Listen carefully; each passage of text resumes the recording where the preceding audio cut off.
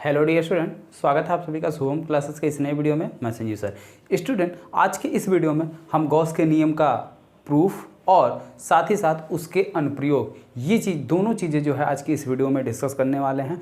और आप सभी लोगों को मैं बता दूं कि ये टॉपिक गॉस का नियम और उसके अनुप्रयोग बहुत ही ज़्यादा इंपॉर्टेंट है और हर साल यहाँ से एक क्वेश्चन कन्फर्म है। ठीक है, या तो गॉस के नियम की सहायता से जो है उसके जो अनुप्रयोग हैं, केवल 2 ही अनुप्रयोग जो है हमें पढ़ने हैं, बाकी अनुप्रयोग तो बहुत सारे हैं जो कि जो है 30% सिलेबस में आपका हटा दिया गया है। तो केवल 2 ही अनुप्रयोग हमें पढ़ना है और उन दोनों अनुप्रयोगों में से कोई ना कोई एक अनुप्रयोग गॉस के नियम के प्रूफ के साथ जो है पूछ लिया जाता है। ठीक है, और पूरे 5 अंक में पूछा जाता है। तो बहुत इंपॉर्टेंट सेशन आज का ये होने वाला है। तो शुरू से लेकर लास्ट तक इसको बिना स्किप किए हुए देखिएगा, जिससे एक एक चीज़ आपको अच्छी तरीके से समझ में आ जाए। ठीक है, तो चलिए बात करते हैं गॉस की प्रमेय। ठीक है, गॉस के प्रमेय के बारे में हमने जो है कल के वीडियो में इसका स्टेटमेंट जो है आप लोगों को दिया था, गॉस की प्रमेय। ठीक है, तो गॉस की क्या प्रमेय है, इसका स्टेटमेंट जो है हमने कल आपको दिया था। तो इसका स्टेटमेंट आज मैं लिखने वाला नहीं हूँ, सीधे सीधे मैथमेटिकल टर्म में जो है हम लिख देते हैं। फाई इज इक्वल टू क्या होता है, क्यू अपान एप्सिलॉन नॉट। ठीक है, Q E upon epsilon not. अब इसका प्रूफ देखिए।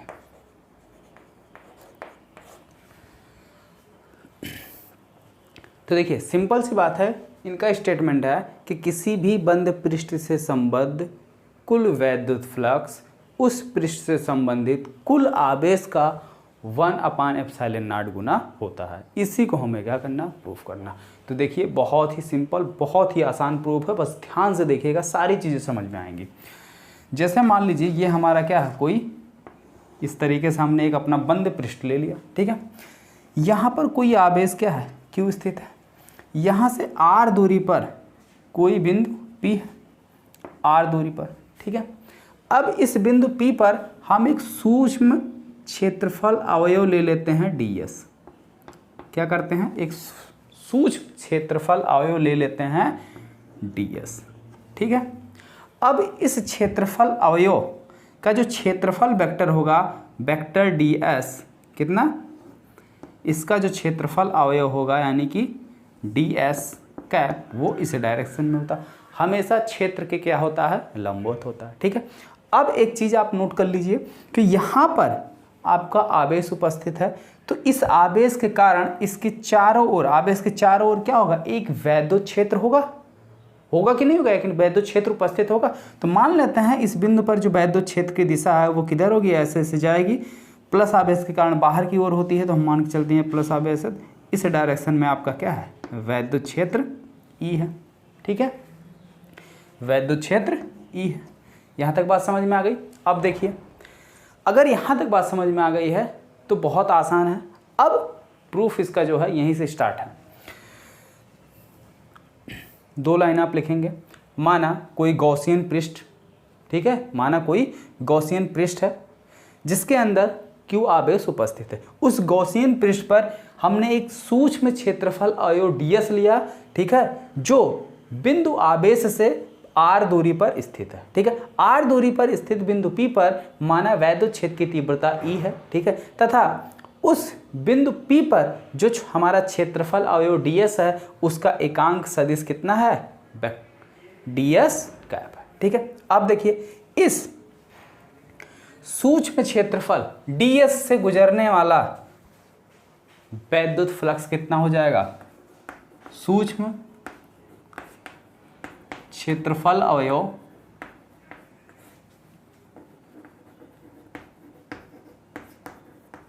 ds से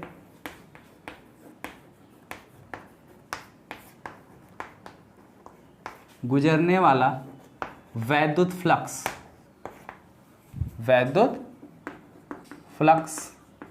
भाई सूक्ष्म क्षेत्रफल है तो वैद्युत फ्लक्स भी हमारा कम ही गुजरेगा, यानी सूक्ष्म गुजरेगा। तो D phi E equal to क्या हो जाएगा, क्या फार्मूला होता है, vector E dot vector ds, vector E dot vector ds। ठीक है, D phi E equal to, इसको क्या लिख सकते हैं, ई ds कॉस थीटा, जहाँ पे कॉस थीटा क्या है, थीटा जो है वैद्युत क्षेत्र की तीव्रता E और इसके एक क्षेत्रफल के एकांक सदिश ds कैप के बीच बना हुआ कोण है। ठीक है, ds के बीच बना हुआ कोण है। ठीक है, अब ये हो गया, आप समीकरण नंबर 1 डाल लो। आवेश q के कारण बिंदु P पर r दूरी पर, ठीक है, आवेश q के कारण r दूरी पर स्थित बिंदु P पर वैद्युत क्षेत्र की तीव्रता E मानी गई है, लेकिन E की वैल्यू कितनी होगी? फार्मूला पीछे हम बता चुके हैं, तो वही formula E equal to since E equal to 1/4 pi epsilon naught Q बटे R स्क्वायर। ये चीज़ होता है, तो वही चीज़ यहाँ पे इस्तेमाल करो। D phi E equal to 1/4 pi epsilon naught Q बटे क्या हो जाएगा, R square into D S cos theta. ठीक है, अब देखिए, अब बात को समझिए, ये हो गया सूक्ष्म अवयव ds से, तो संपूर्ण यानी पूरे पृष्ठ से गुजरने वाला कुल वैद्युत फ्लक्स क्या हो जाएगा? अगर हम ऐसे सूक्ष्म छोटा ds ऐसे जोड़ते जाएं तो हमको पूरा मिल जाएगा, यानी छोटे छोटे अवयव से जाने वाला कुल वैद्युत फ्लक्स हम निकाल लें और फिर सबको जोड़ लें तो सारे पृष्ठ से गुजरने वाला वैद्युत फ्लक्स मिल जाएगा ना। और मैथमेटिक्स में जो है, किसी भी चीज़ का अगर हमें छोटे छोटे चीज़ों का सम करना होता है तो हम क्या करते हैं? समाकलन का प्रयोग करते हैं। ठीक है, अगर किसी बड़े चीज़ को छोटे छोटे चीज़ों में तोड़ना होता है तो उसका हम डिफ्रेंसिएशन कर देते हैं। ठीक है, अवकलन कर देते हैं। ठीक है, तो वही चीज़ लिखेंगे, संपूर्ण गॉसियन पृष्ठ से गुजरने वाला कुल वैद्युत फ्लक्स क्या हो जाएगा? संपूर्ण गॉसियन पृष्ठ से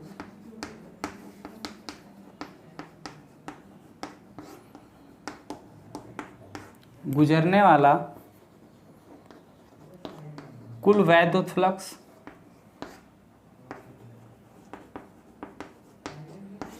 कितना हो जाएगा? Phi equal to integration sum over S D phi. Sum over S का मतलब पूरे पृष्ठ के लिए लिया गया, पूरे क्लोज पृष्ठ के ओवर इंटीग्रेशन का साइन है, इक्वल टू इसकी वैल्यू क्या है? Integration sum over S phi की value 1/4 pi epsilon naught Q बटे R square D S cos theta.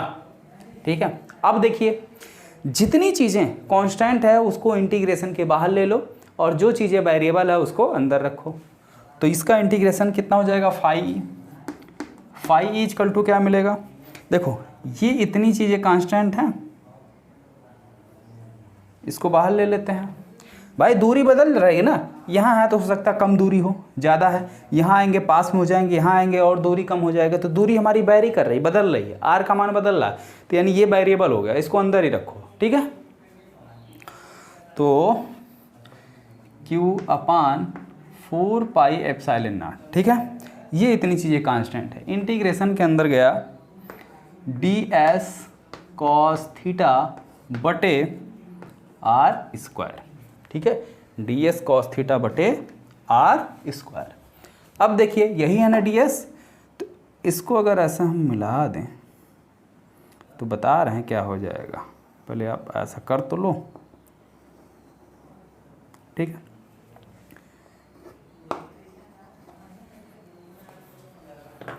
देखिए इसके अंदर जो दिख रहा है आपको ds कॉस थीटा बटे R स्क्वायर। ठीक है, आप घन कोण की परिभाषा सुने होंगे, घन कोण इक्वल टू क्या होता है? क्षेत्रफल बटे त्रिज्या का स्क्वायर। तो ये रहा क्षेत्रफल और ये रहा आपका क्या? R। ठीक है, तो ये पूरा क्या आ जाएगा? D omega. ये क्या है? सूक्ष्म क्षेत्रफल अवयव ds के द्वारा केंद्र पर बना हुआ घन कोण है, यानी इसकी जगह हम क्या लिख सकते हैं? D omega. ठीक है, जहां पे ये क्या है? सूक्ष्म क्षेत्रफल अवयव ds द्वारा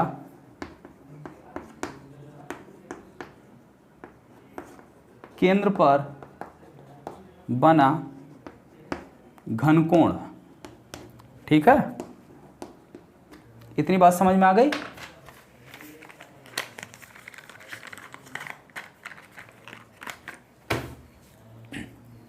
ठीक, तो अब इसकी जगह हम क्या लिख देंगे, डी ओमेगा। तो phi E equal Q upon 4 pi epsilon not integration D omega. ठीक है, डी ओमेगा। अब डी ओमेगा यानी छोटा छोटा ये घनकोण, अगर उसका हम इंटीग्रेशन करें तो पूरे पृष्ठ के द्वारा केंद्र पर कितना कोण बन सकता है, 4 पाई स्टेरेडियन। कितना घनकोण बनता है, 4 पाई स्टेरेडियन। ठीक है, तो इसकी जगह क्या आ जाएगा आपका 4 पाई। तो phi E equal to Q upon 4 pi epsilon naught into इसकी वैल्यू कितनी हो जाएगी, 4 पाई, 4 पाई स्टेरेडियन। अब 4 पाई से 4 पाई, 4 पाई से 4 पाई कैंसिल। ठीक है, बचा कितना हमारे पास, phi E equal to Q upon epsilon naught. यही क्या है, गॉस की प्रमेय है। प्रूफ हो गया?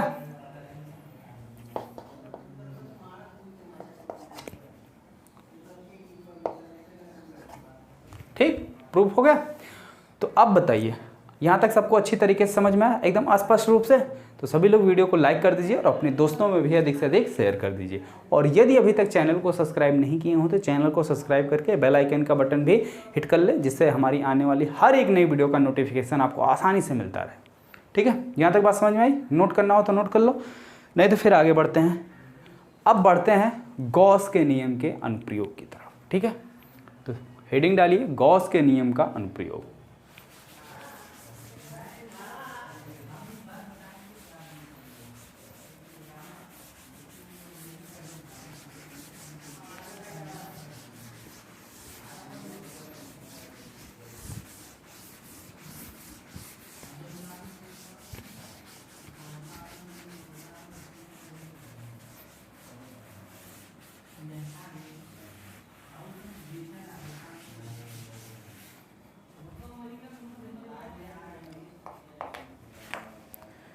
चाक बहुत टूट रहा है। गॉस के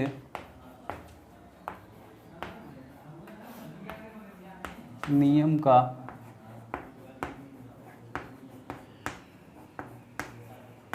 अनुप्रयोग। ठीक है, जिसमें से आपका सबसे पहला अनुप्रयोग है, अनंत लंबाई का कोई एक समान रूप से आवेशित चालक तार है तो उसके कारण r दूरी पर, ठीक है, वैद्युत क्षेत्र की तीव्रता कितनी होगी।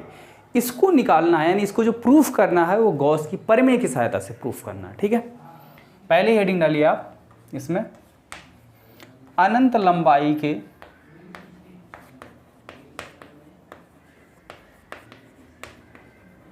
एक समान रूप से आवेशित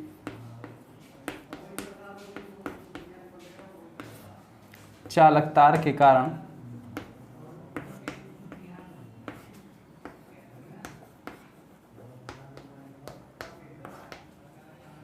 वैद्युत क्षेत्र की तीव्रता।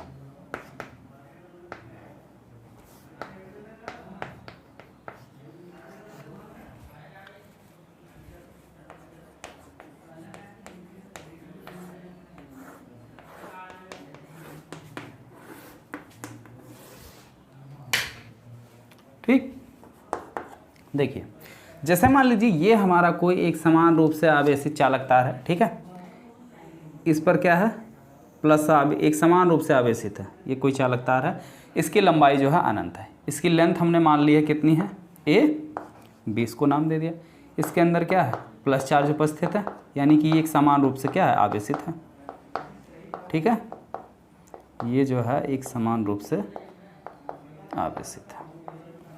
ठीक, अब इससे r दूरी पर हमें मान लेते हैं यहाँ पे स्थित कोई पॉइंट P है जहाँ पे वैद्युत क्षेत्र की तीव्रता ज्ञात करनी है। ठीक है, तो जिस बिंदु पर हमें वैद्युत क्षेत्र की तीव्रता निकालनी है उस बिंदु को त्रिज्या मानते हुए हम क्या करते हैं, एक ऐसा गॉसियन पृष्ठ खींचते हैं कि ये पूरा चालक तार भी कवर आ जाए और ये बिंदु भी बिंदु जो है हमारा क्या, गॉसियन पृष्ठ के, जो गॉसियन पृष्ठ हम खींच रहे हैं उसके बिल्कुल सरफेस पे पड़े। ठीक है, तो ऐसा कौन सा गॉसियन पृष्ठ होगा जो पूरे चालक तार को भी कवर करेगा और इस बिंदु को भी। जैसे मान लीजिए ये हमारा चालक तार है और यहाँ पे इमेजिन करो, यहाँ पे कोई पॉइंट पी है, तो यहाँ पे अगर हम क्या करते हैं, वैद्युत क्षेत्र की तीव्रता हमको निकालनी है, तो इससे मान लो अगर r दूरी पर है तो इससे r दूरी पर चारों ओर ये बिंदु होगा कहीं पर भी। ठीक है, तो ऐसा कौन सा पृष्ठ हम खींचे कि जो इसको पूरा पूरा कवर कर ले, इसको भी और बिंदु को भी।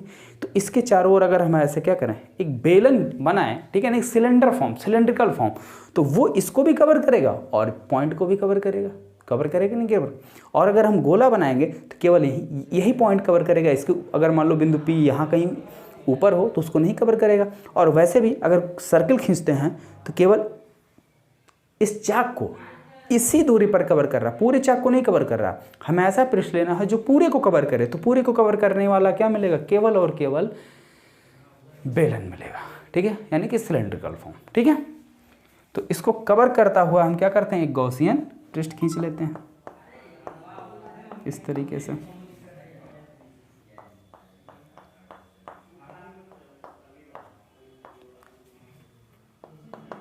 ठीक,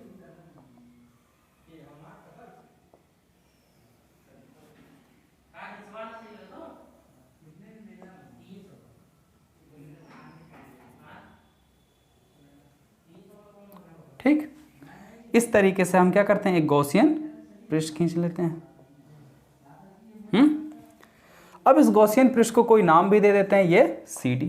ठीक है, अब देखिए, अब हमने क्या किया, गॉसियन पृष्ठ खींच लिया, तो इस बिंदु पर हमें क्या करना है, वैद्युत क्षेत्र की तीव्रता निकालनी है। तो फिर वही काम, हम यहाँ पे एक सूक्ष्म अवयव ले लेते हैं, कितना, DS। ठीक है, तो सूक्ष्म अवयव हम यहाँ पे ले लिया DS। इसका क्षेत्रफल वेक्टर इस साइड कार्य कर रहा है और इससे इसकी दूरी कितनी है, बिंदु P की R दूरी है। ठीक है, वैद्युत क्षेत्र की तीव्रता भी इसी डायरेक्शन में काम कर रही E, और इसका क्षेत्रफल अवयव यानी कि DS भी इसी तरफ कार्य कर रहा। और यहाँ पे देखिए, यहाँ पे हम सूक्ष्म अवयव ले लेते हैं, कितना, DS। इसका क्षेत्रफल वेक्टर इस साइड कार्य कर रहा है DS, और यहाँ वैद्युत क्षेत्र की तीव्रता E जो है इधर कार्य कर रही है, वैद्युत क्षेत्र की तीव्रता। ठीक है, ये पॉइंट P है। अब एक चीज ध्यान से देखिए, प्रूफ करने के लिए आपको 4 लाइन लिखना होगा। क्या लिखेंगे कि माना कोई अनंत लंबाई की चालक तार AB है, ठीक है, जिसके एकांक, प्रति एकांक लंबाई का, या जिसका रेखीय घनत्व लैम्डा है। ठीक है, माना चालक तार का रेखीय आवेश घनत्व, रेखीय आवेश घनत्व लैम्डा है। ठीक है, तो रेखीय आवेश घनत्व लैम्डा इक्वल टू क्या होता है, लैम्डा इक्वल टू फार्मूला होता है कुल आवेश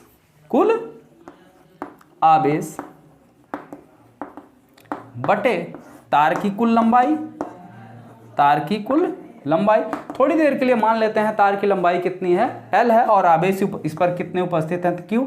तो लैम्डा इक्वल टू क्या हो जाएगा, Q/L। ये आपका हो गया समीकरण नंबर 1। ठीक है, यहां तक बात स्पष्ट है बिल्कुल। उसके बाद हमें क्या करना है, बिंदु P पर निकालना है क्या, ये बिंदु P पर हमारा सूक्ष्म अवयव DS है, तो सूक्ष्म अवयव DS के कारण, ठीक है, या गॉसियन पृष्ठ के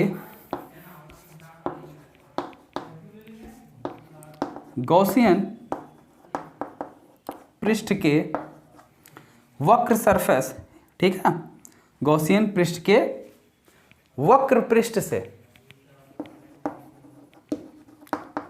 पृष्ठ पर सूक्ष्म क्षेत्रफल अवयव DS से गुजरने वाला वैद्युत फ्लक्स। हाँ, एक चीज स्टूडेंट, एक लाइन वैद्युत फ्लक्स, ठीक है, एक लाइन छूट गया, उसको आप लिख लीजिए। इसी के जस्ट ऊपर लिखना यह है कि आवेशित चालक तार AB से r दूरी पर स्थित कोई बिंदु P है जहां पर वैद्युत, यानी r दूरी पर स्थित जितने भी पॉइंट हैं वहां पर वैद्युत क्षेत्र की तीव्रता कितनी है, E है, और E का मान कितना रहेगा, E equal to 1/4 pi epsilon naught Q बटे R स्क्वायर। इतना समझ में आया। उसके बाद क्या करना है, ये हो गया, तो कितना हो जाएगा, D phi E equal to vector E dot D S, कितना हो जाएगा, vector E D S cos theta. अब वक्र पृष्ठ वाला देखिए, ठीक है, वक्र पृष्ठ वाला, ठीक है, कितना है, दोनों एक ही दिशा में है तो इनके बीच कोण कितना हो जाएगा, 0 डिग्री। तो कितना आ जाएगा, ई डी एस, ठीक है, ई डी एस, ये पूरे वक्र पृष्ठ का है। ठीक, अब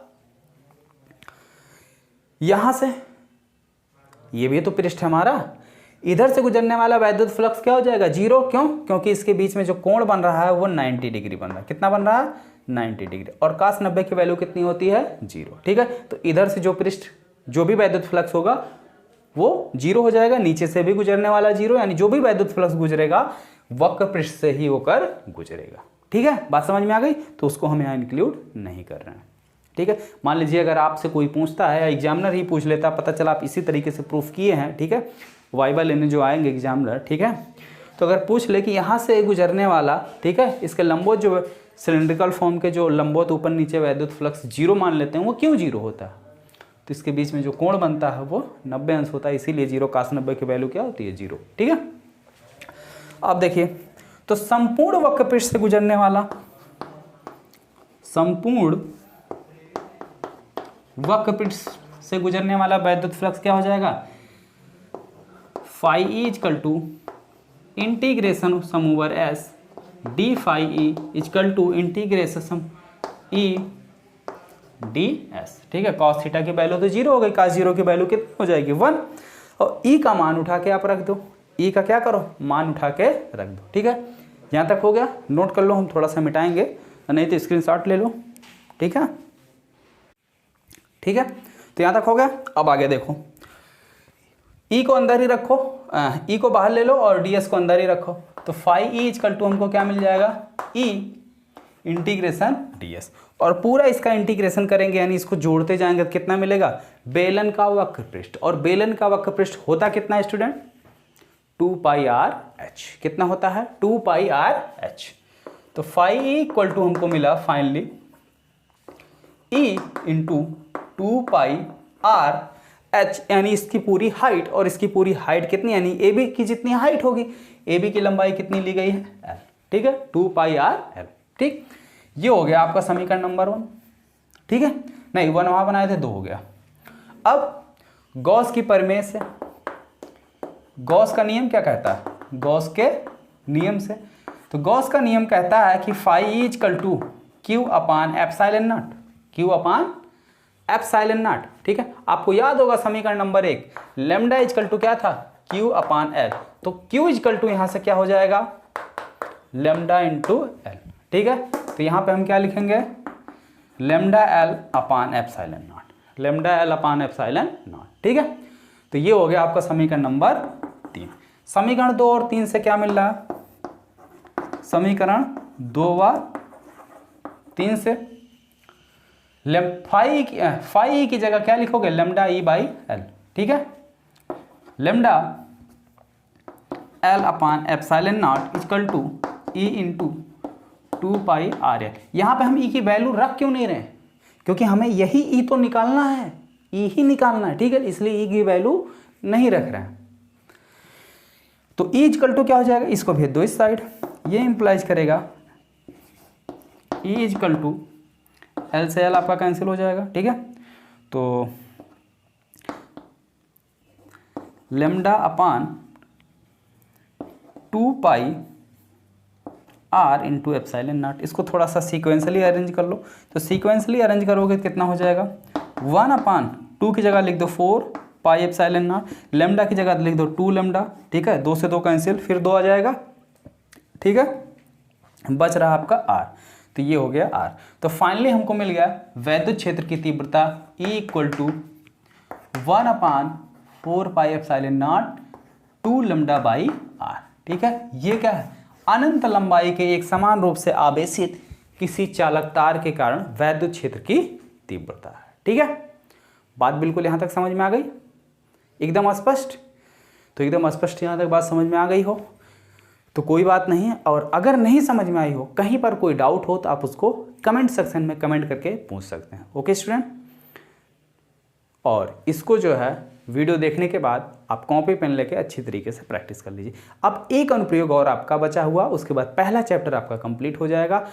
अनंत विस्तार का कोई समतल चादर है। ठीक है, समतल चादर,